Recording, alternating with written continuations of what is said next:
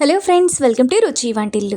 ఈరోజు మనం వంకాయ ఉల్లికారం చాలా టేస్టీగా ఎలా తయారు చేసుకోవాలో చూద్దాము. ఈ వంకాయ ఉల్లికారాన్ని వేడివేడి అన్నంలో కలుపుకొని తింటే చాలా బాగుంటుంది. ఇంకా చపాతీలో కూడా చాలా టేస్టీగా ఉంటుంది. చాలా సింపుల్గా చేసేసుకోవచ్చు. సో లేట్ చేయకుండా వీడియోలోకి వెళ్ళిపోదాం.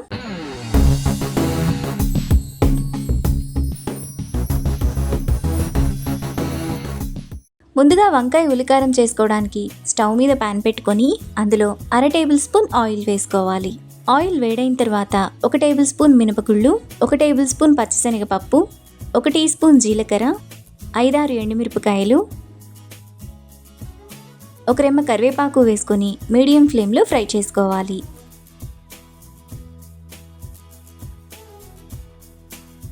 మినపప్పు, పచ్చిశనగపప్పు ఈ విధంగా దోరగా వేగిన తర్వాత అందులో 3 మీడియం సైజు ఉల్లిపాయలను ఇలా చిన్న చిన్న ముక్కలుగా కట్ చేసుకొని 2 నిమిషాల పాటు ఫ్రై చేసుకోవాలి.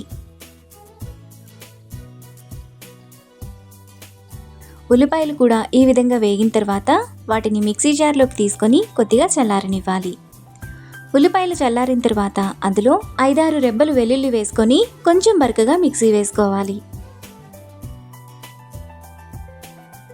ఉల్లిపాయ కారాన్ని ఇక్కడ చూపిస్తున్నట్టు ఈ విధంగా కొంచెం బరకగా వేసుకొని పక్కన పెట్టుకోవాలి. ఇప్పుడు మనం దినుసులు, ఉల్లిపాయలు ఫ్రై చేసుకున్న ప్యాన్లోనే 2 టేబుల్ స్పూన్లు ఆయిల్ వేసుకోవాలి. ఆయిల్ వేడైన తర్వాత 1/4 కిలో వంకాయలను కడిగి ఇలా చిన్న చిన్న ముక్కలుగా కట్ చేసుకొని వేసుకోవాలి. వంకాయలను మీడియం ఫ్లేమ్లో మెత్తగా అయ్యేంత వరకు ఫ్రై చేసుకోవాలి. వంకాయ ముక్కలు ఈ విధంగా మెత్తగా వేగిపోయిన తర్వాత వాటిని ప్లేట్లోకి తీసుకొని పక్కన పెట్టుకోవాలి.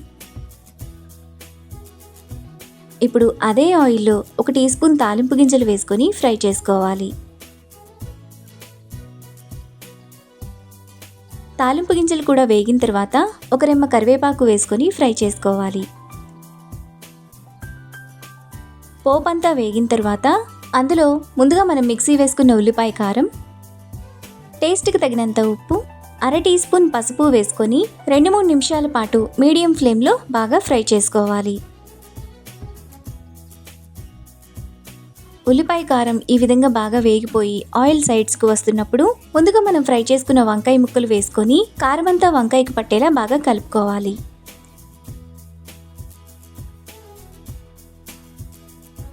ఇలా కలుపుకున్న తర్వాత మూత పెట్టుకొని మధ్య మధ్యలో కలుపుతూ 2-3 నిమిషాల పాటు మగ్గనివ్వాలి. 2-3 నిమిషాల తర్వాత వంకాయ ఉల్లికారంలో 1 టీ స్పూన్ ధనియాల పొడి వేసుకొని కలుపుకోవాలి.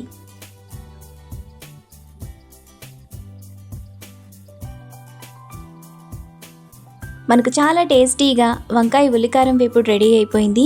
ఇప్పుడు ఈ వంకాయ ఉల్లికారం వేపుడిని ప్లేట్లోకి తీసుకొని వేడివేడి అన్నంతో ఇంకా చపాతీతో సర్వ్ చేసుకుంటే ఎంతో టేస్టీగా ఉండే వంకాయ ఉల్లికారం వేపుడు రెడీ. ఈ రెసిపీని మీరు కూడా ట్రై చేసి మీకు టేస్ట్ ఎలా కుదిరిందో నాకు కామెంట్స్లో షేర్ చేయండి. ఈ వీడియో కనుక మీకు నచ్చినట్లయితే లైక్ చేసి, షేర్ చేసి, సబ్స్క్రైబ్ చేయండి.